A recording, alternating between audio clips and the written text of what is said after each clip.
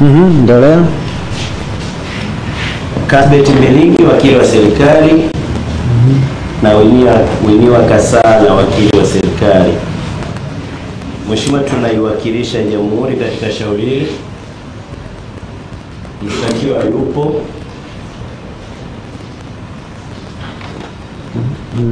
Na Mheshimiwa, shauri inakuja kwa ajili ya kutajwa. Mshtakiwa yupo. Ndio Mheshimiwa. Niko tayari.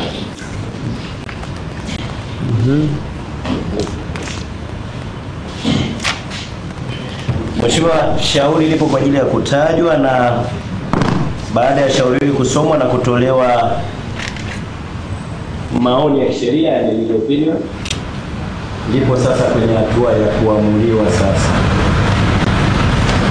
uko kwenye hatua ya uamuzi wa kushtaki au kutokushtaki. Kwa Mheshimiwa, tulikuwa tunaomba tarehe nyingine tuje tuiambie mahakama ni nini kimeamuliwa.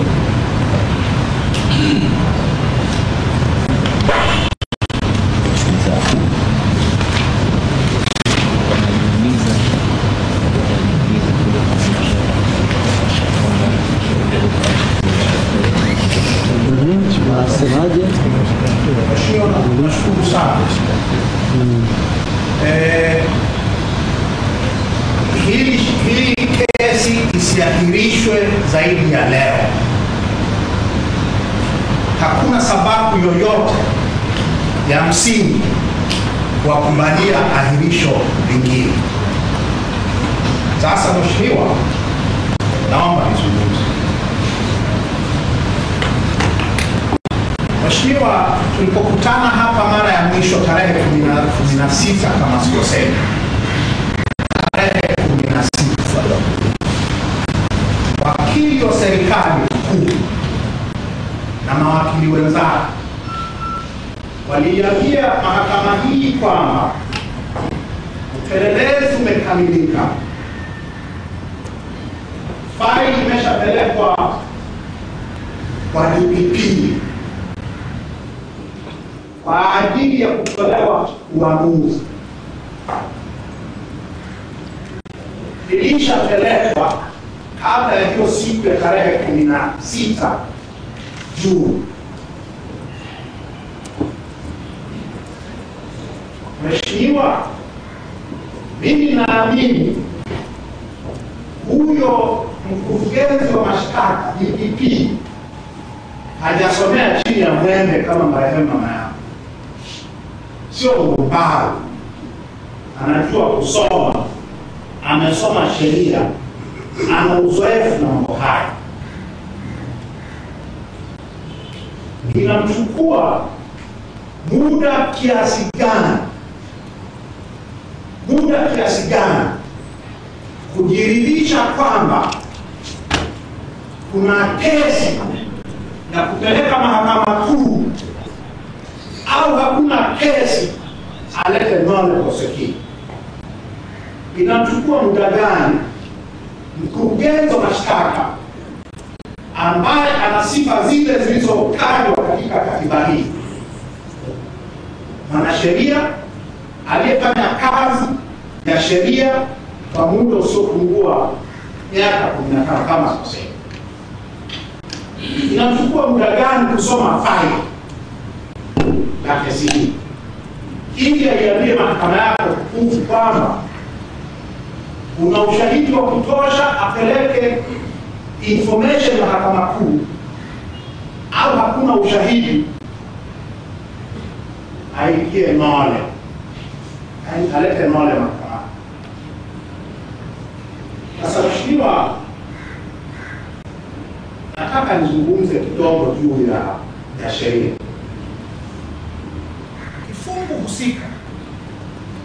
Kifungu husika ni kile alichokitaja wakili wa serikali mkuu siku hiyo ya tarehe 16 ya mwezi uliopita.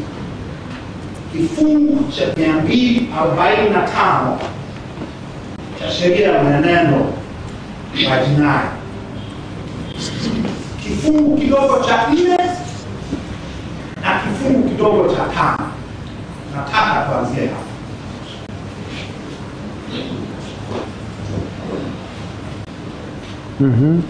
Mheshimiwa, kifungu kidogo cha 4 cha 245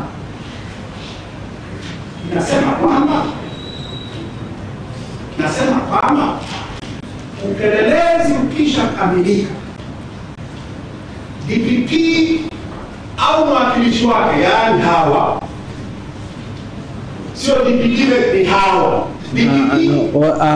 mshtakiwa tumia lugha ya mahakama. Lugha ya mahakama hakuna hawa. Sawa. Yes. DPP au mawakili wa serikali, the law officer, wanapelekewa faili. Upelelezi umeshakamilika, wanapelekewa faili ili wataamue upelelezi huu una ushahidi wa maana wa kupeleka mahakama kuu au la. Hii ilishafanyika. Kitu ambacho tulitazamia tuambiwe leo, na nachokuomba mheshimiwa, uwalazimishe wakisema, wakifanya, hakuja kwenye namna ya kuwalazimisha. Kitu tulichotegemea leo ni kifungu cha 245 kifungu kidogo cha 5 kuingia hapa. Na kifungu hiki kinasema mheshimiwa, mwendesha mashtaka wa serikali au afisa mwingine wa umma, yaani mawakili wa serikali hawa, baada ya kuchunguza faili waliopelekewa under subsection 4, baada ya kupelekewa lile faili na maelezo ya mashahidi, kama wakili wa serikali, kama DPP au mawakili wake wa serikali wanaona kwamba ushahidi uliopo hautoshelezi, sheria inasema he shall immediately enter a nolle prosequi. Immediately, mara moja.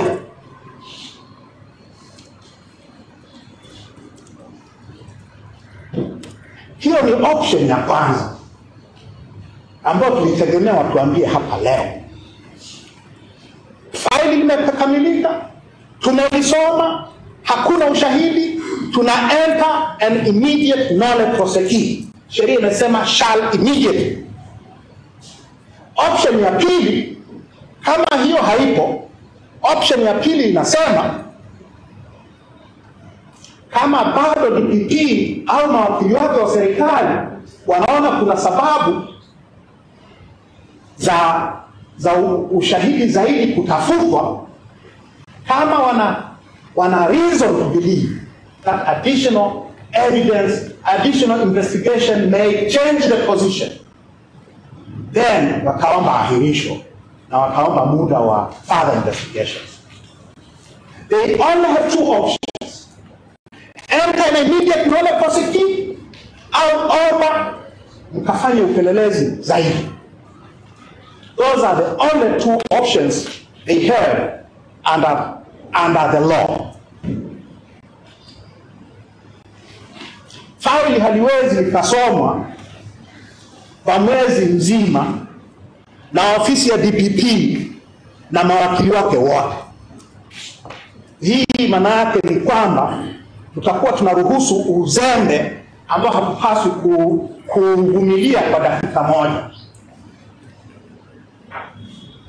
Mheshimiwa, kwa hiyo hoja yangu ni kwamba kama wana ushahidi, wanaona wana ushahidi wa kutosha, information haiko. Kama hawana, nolle prosequi now, immediately. Sasa mheshimiwa, leo ni siku yangu ya 83 gerezani. Siku ya 83 gerezani. Wiki ijayo nitakuwa na siku 90 gerezani. Sasa mheshimiwa, Kuna watu hawaelewi, kwa watu wasioelewa wanafikiria kwamba hii ni kesi ya kwanza ya uhaini nchi hii. Hii sio kesi ya kwanza ya uhaini nchi hii. Tuna mifano ya kesi za uhaini nchi hii, na tuna mifano ya namna ya kesi za uhaini zinazopelelezwa na zinavyoendeshwa. So they should not behave as if this is the first treason case in this country. Mheshimiwa, kesi ya kwanza ya uhaini katika Jamhuri ya Muungano wa Tanzania ilifunguliwa miaka 55 iliyopita.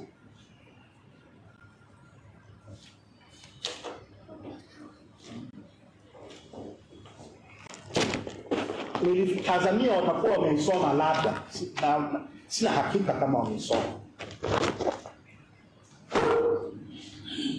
Kesi ya kwanza ya uhaini, Mheshimiwa, na iliandikiwa a mimeograph pamphlet na chuo kikuu Faculty of Law of University of Dar es Salaam, my alma mater, I'm proud to say. Tanzania's first treason trial kwenye Mahakama Kuu ilikuwa criminal case number 685 of 1970. Na kwenye 1970 criminal case number 685 of 1970. Na Sessions case, criminal Sessions case number 103 of the same year. Chief Justice Telford Georges. Na kwenye Mahakama ya Rufani ya Afrika Mashariki, Mheshimiwa, kwenye Mahakama ya Rufani kesi hii iko reported. Inaitwa Gray Kungu Mataka na wenzake dhidi ya Jamhuri, 1971 EA 495.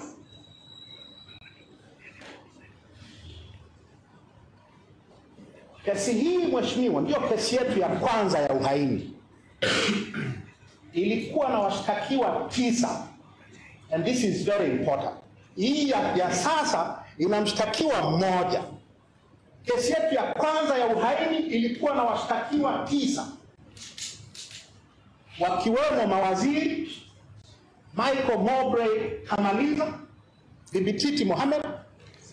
Ilikuwa na military officers, Captain John Dastan Lifa Chipaka, Captain Lieutenant William Magori Chacha. Ilikuwa na military officers, na ilikuwa na wanachama maarufu 5 kama hao na Michael Kamaliza, Bibi Titi Mohamed and others. It was a major case. Sasa Mheshimiwa, ukisoma hukumu ya Mahakama ya Rufani ya Afrika Mashariki, hukumu ya President Dufus, Profesa Mgongo Fimbo alikuwa anatuambia kumtaja Dafas. President Dafas au Dufus alisema kwenye ukurasa wa 495, hii kesi kubwa hii kwenye Mahakama Kuu katika hatua zake zote from committal to high court to court of appeal of East Africa ilichukua miezi 6 na siku 17. Miezi 6 na siku 17. Between the time the accused persons were arrested in April of 1970 and the time the Court of Appeal of East Africa decided the appeal, miezi 6 na siku 17. Ilikuwa na washtakiwa 9. Matukio yaliyokuwa yanalalamikiwa ya uhaini yalifanyika mengine Uingereza. Oscar Kambona alikuwa Uingereza, mengine alifanyikia Kenya. Hawa na Gray Mataka na wenzao walikuwa wanaenda Kenya kwenda kupanga njama na kupindua serikali na kumuua Nyerere, na nyingine ilifanyikia Dar es Salaam. It was a complicated case. between the arrest of the accused persons and the Court of Appeal decision, it took 6 months and 17 days. Hii kesi mheshimiwa, kama hiyo kesi kama ingekuwa leo, ingechukua miaka 20 kwa utaratibu huu. But it took 6 months. Kwa sababu watu walikuwa wanafanya kazi. Kwa sababu watu walijua kwamba katiba yetu inasema uhaini, ibara ya 28, ibara ya 28, ibara ndogo ya 4, uhaini kama unavyofafanuliwa na sheria utakuwa ni kosa la juu kabisa dhidi ya Jamhuri ya Muungano. People took treason seriously. Hawa mawakili wa serikali mheshimiwa have not taken this case seriously at all.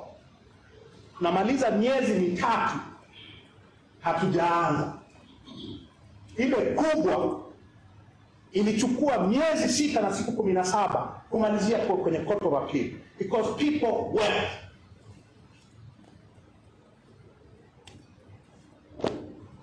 Kesi yetu ya pili ya uhaini, kesi ya pili ya uhaini ya nchi hii iko reported mheshimiwa judge, mheshimiwa hakimu. Ni kesi Hatibu Gandhi na wenzake dhidi ya Jamhuri. It's reported in 1996 TLR number 12.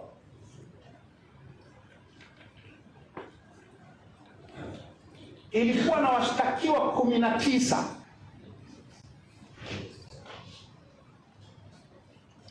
wakiwemo wanajeshi 9 na waliobaki walikuwa raia civilians. Washtakiwa 19. Matukio yaliyokuwa yanalalamikiwa ya uhaini ilikuwa ni kutaka kuipindua serikali kwa kutumia jeshi na kumuua rais wa Jamhuri ya Muungano. Hiyo kesi mheshimiwa, matukio hayo yalifanyika mengine Kenya. Uncle Tom Lugangira alikuwa Kenya na Tamim, Mohamed Tamim kama sikosea, walikuwa Kenya. Hao wengine kina Kadego, kina Mapunda, kina nani walikuwa wengine wako Lugalo, wengine Ewi, wengine Nevi hapo Kigamboni, wengine Monduli, wengine kambi ya Tabora, wengine na Chingwea. This was a major treason plot.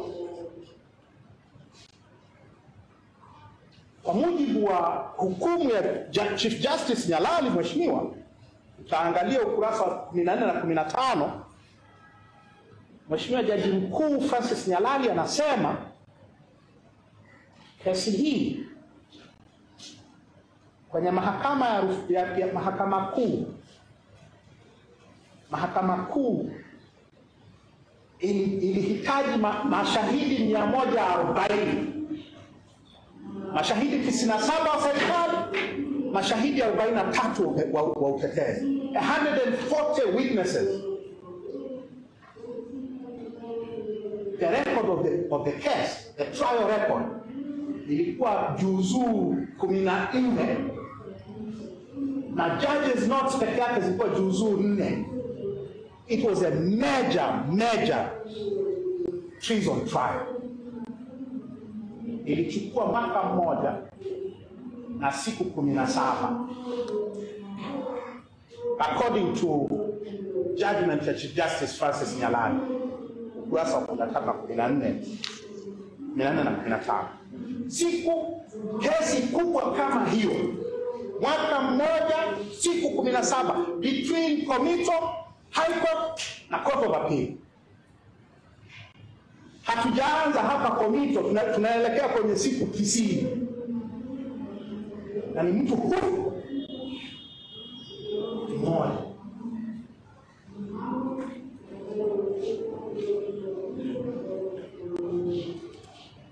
Kama ingekuwa hivyo leo, kesi ya aina hiyo, mheshimiwa, wewe ungeritaya, mimi ni pengine ningekufa, bado hao wanatuambia tuahirishe, ama maafisa wa serikali hapa kwa utaratibu huu. Kwa mheshimiwa, tunachezewa. Watu hawafanyi kazi, wanafungua mashtaka makubwa, alafu ndio wanaanza kufikiri ushahidi uko wapi. Hizi kesi mbili mheshimiwa, hizi kesi mbili kubwa nilizozisema ambazo zilifanyika katika mazingira haya miaka 55 iliyopita, teknolojia ilikuwa 1970 au 82 83, ukilinganisha na leo. But people took treason cases seriously. They worked timelessly. They worked timely. Justice was delivered in good time. Tuko siku, mimi niko gerezani leo siku 83, bado tunaomba kuahirisha. Sasa mheshimiwa, naomba kujiulize na mahakama yako ijiulize. Shtaka hili linasema hivi, mshtakiwa ni mmoja. Itakuwa kesi ya kwanza katika historia ya dunia hii kwamba mtu mmoja peke yake ndio anafanya uhaini. It is the first time in world history one person is being accused, is being charged with treason. Sasa wanasema ni mtu mmoja, uhaini wake aliufanya siku moja, wameitaja tarehe 3 Aprili. Siku moja kwenye mkutano wa waandishi uliohudhuriwa na wanachama, waandishi hapa, kila mtu alikuwepo, umekuwa broadcast live. Maneno wanayoita ushahidi uhaini wameyasema. What are they investigating? Wanachunguza kitu gani? Ni kitu gani ambacho kinashindikana? They are taking all this time.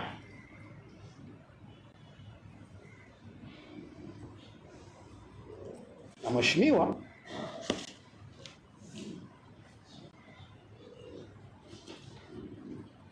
actually tunafahamu it is on record, it is on court record. Hii kesi, huo mkutano unaodaiwa ni wa uhaini umeshachunguzwa na ulichunguzwa kwa siku 4 tu. Wameleta shahidi hapa, aliyechunguza anasema nimechunguza kuanzia tarehe 4, tarehe 8, tarehe 9 nimekamata. Ngoja, shahidi amekuja hapa? Amekuja kwenye mahakama. Kuna kesi mbili mheshimiwa. Sasa hii ni tofauti na nyingine. Well, they are connected. Yeah. If you want to say they are not connected, they are. No, let us put record clear. Okay. This kesi bado haijaanza kusikilizwa. Sawa. Bado tupo kwenye committing stage. Fine. Yeah. Fine. Nachosema ni kwamba kwenye kesi ambayo imetokana na the same event, the same transaction, the same day, the same person, in fact the same meeting, wamesema ilichunguzwa na mtu mmoja anaitwa Assistant Inspector John. Narudia tena. Kwa hiyo narudia tena. Shauri hili bado halijaanza kusikilizwa. Tupo katika committing stage. Sawa? Nataka tu mheshimiwa iwe kwenye record. Iwe kwenye record. I'm not asking you to make a decision on that one. I just want you to put it on record kwamba actually we know what the games they are playing.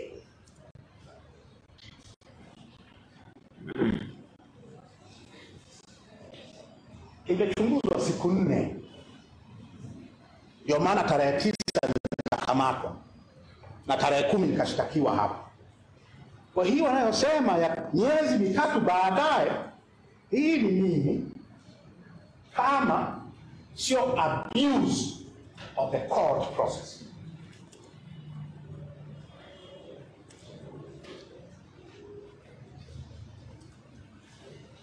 Endelea. Mheshimiwa,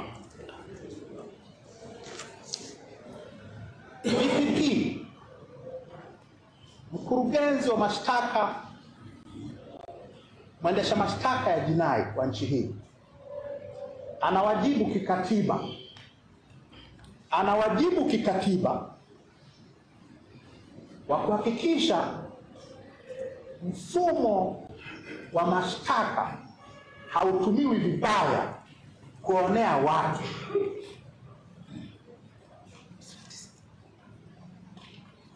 Hautumiwi vibaya kuonea watu.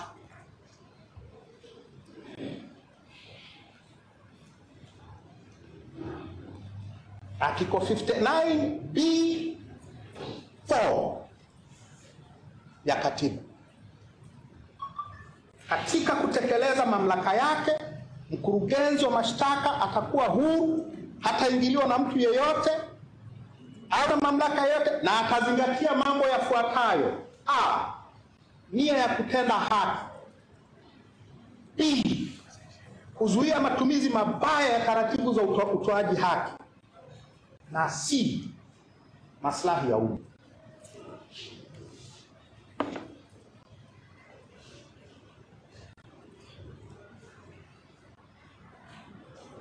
Endelea.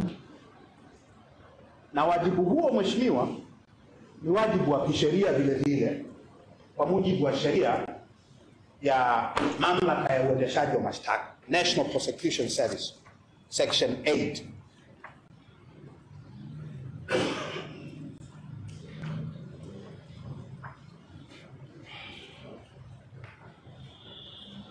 In the exercise of powers and performance of these functions, the director shall observe the following principles, namely: A, the need to do justice, the need to prevent abuse of the legal process, and the public interest. Kama kesi kubwa za uhaini zilitumia miezi 6 na siku 17 miaka 55 iliyopita,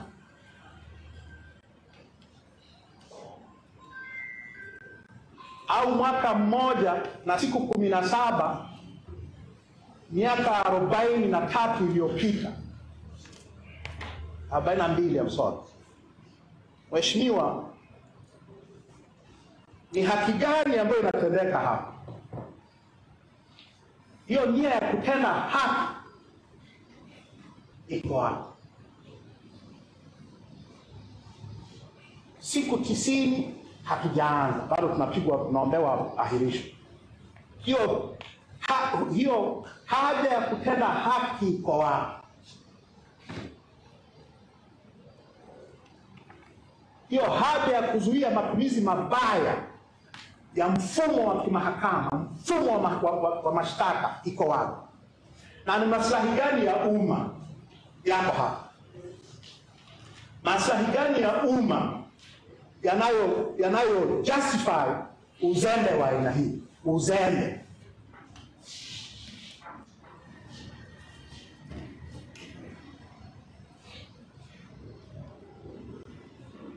Na Mheshimiwa, nisije nikasahau wajibu wao mwingine wa katiba, wajibu wa mahakama yako tukufu.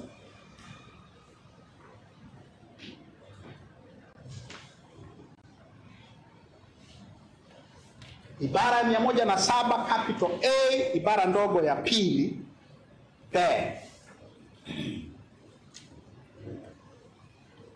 Yes. Katika kutoa uamuzi wa mashauri ya madai na jinai kwa kuzingatia sheria, mahakama zitafuata kanuni zifuatazo, yaani B, kutochelewesha haki bila sababu ya kimsingi.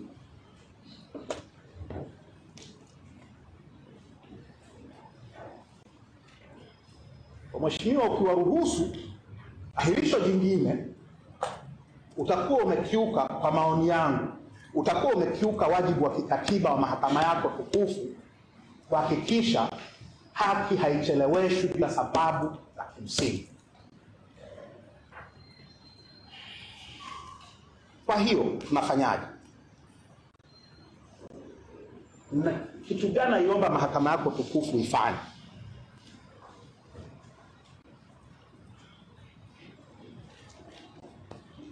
Namba moja, Mheshimiwa Hakimu, naomba mahakama yako tukufu waamuru mawakili wa serikali hawa waiambie mahakama, baada ya kukaa na hili faili kwa wiki walizokaa nalo, ushahidi unatosheleza? Kama ushahidi unatosheleza, wapeleke mahakama kuu, tukakutane kwa jaji. Hilo la kwanza. Na hiyo ni 245(5). Kama wanaona upelelezi, ushahidi walioupata hautoshelezi, waelekeze Mheshimiwa, waamuru. Sio maelekezo, ni amri. They should enter and nolle prosequi immediately, kama inavyosema section 245(5). Ni mawili. Kuna ushahidi, peleka faili mahakama kuu. Ushahidi hautoshelezi, enter immediately, nolle prosequi.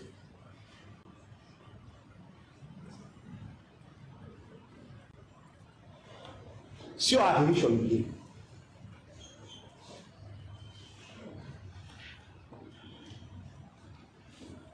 Mheshimiwa, ninaelewa, wasije wakasema nimesahau. Ninaelewa kwamba chini ya 245(5) wanaweza, upande wa mashtaka unaweza ukaomba muda zaidi wa upelelezi.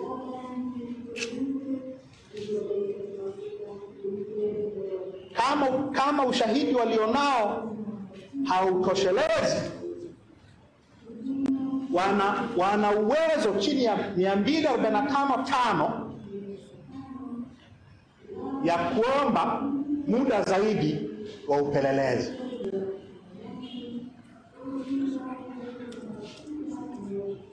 Sasa kuna hoja mbili hapo Mheshimiwa, nataka uzitafakari. Moja ni kwamba hawajasema kwamba wanahitaji ushahidi zaidi. Hawajasema. Kwa hiyo option haipo.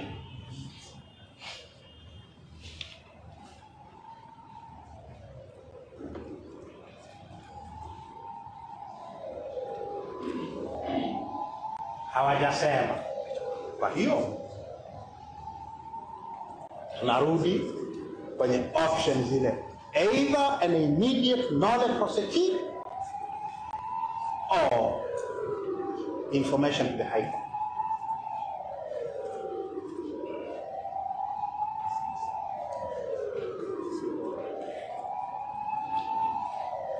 Mheshimiwa, hiyo inayowezesha kuomba muda wa ziada wa upelelezi inasema if there is reason to believe that further investigations will change the position. Kama kuna sababu za kuamini kwamba upelelezi zaidi utabadilisha hiyo hali ya kutokuwa na ushahidi wa kutosha, then wanaweza wakaomba ahirisho. Na nimesema hawajaomba. Lakini hata kama wangesema kuna sababu, Mheshimiwa, ningekuomba uwaambie wazitoe hapa. They have a duty in law to give reasons.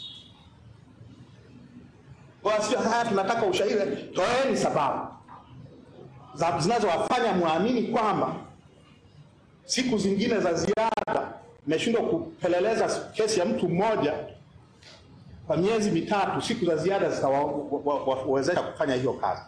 Give reasons to the court. The duty to give reasons. Na mashauri hapo Mheshimiwa, ni Mohamed Jawad Mruj. Mohamed Jawad Mruj, the Minister for Home Affairs. Mohamed Jawad Mruj. Jawad. Yes. Jawad. Yes. Mruj ni Mrouch. Versus the Minister for Home Affairs. 1996 TLR 142. Mr. Justice Makanja. 142. Na kesi ya pili mheshimiwa ni Tanzania Air Services Limited versus the Minister for Labor and others. Dia tena. Tanzania Air Services Limited versus Minister for Labor and others, and two others. 1996 TLR 217. Jaji kiongozi Barnabas Albert Samata.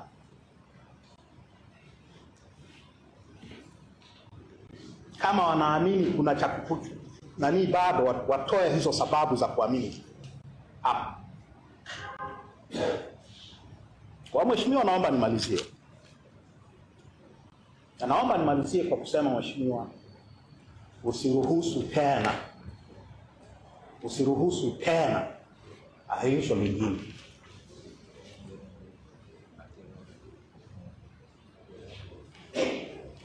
Wamemkamilisha ushahidi kama walivyosema, watuambie unatosheleza. If yes, information high court. Kama ushahidi haujakamilika na hawajaomba kuendelea kupeleleza, enter immediately and nolle prosequi.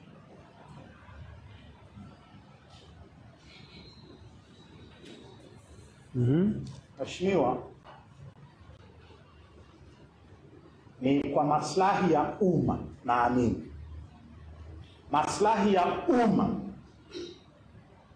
hayo yaliyotajwa kwenye ibara ya 59(b)(4), maslahi ya umma yana demand,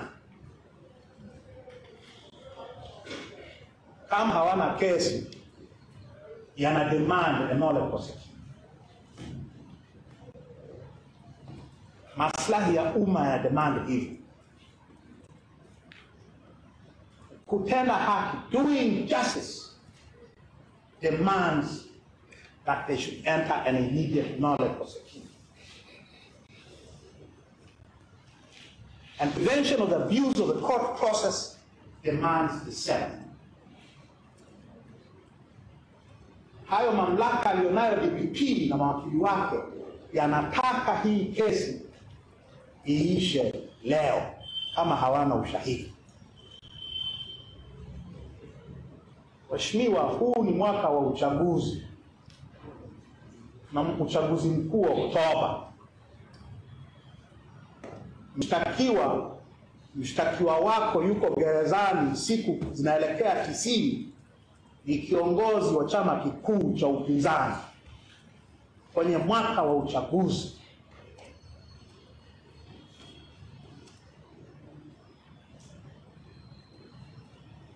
Sheria ya vyama vya siasa inasema hata kama msajili wa vyama vya siasa na mamlaka ya kufuta au kusimamisha chama kwenye mwaka wa uchaguzi hawezi. Kwenye mwaka wa uchaguzi hawezi akafanya hivi. Kupe sheria. Sasa mheshimiwa, kile ambacho hata kama kuna sababu msajili hakiwezi, wao wanataka kukifanya kwa kuniweka mimi ndani kwa kesi ambayo haina ushahidi.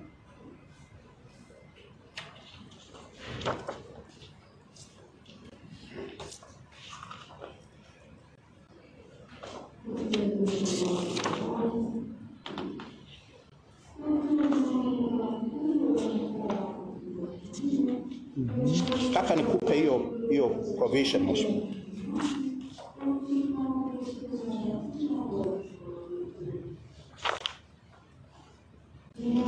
Ni section 19 subsection 3 of the Political Parties Act.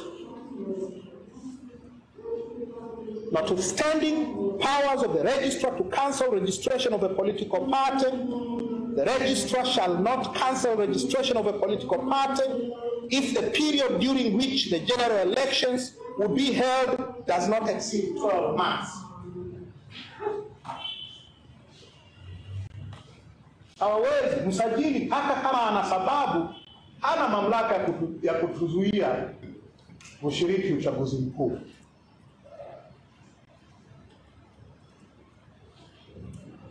Mwendesha mashtaka wa serikali anataka kutuzuia kwa kutufungulia kesi isiyokuwa na ushahidi ili niendelee kukaa mahabusu gereza kuu la Ukonga wakati mapambano ya uchaguzi mkuu yanaendelea.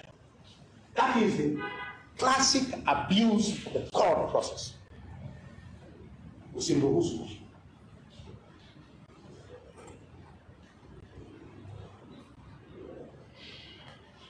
Usimruhusu. Na namna ya kutokumruhusu ni kwa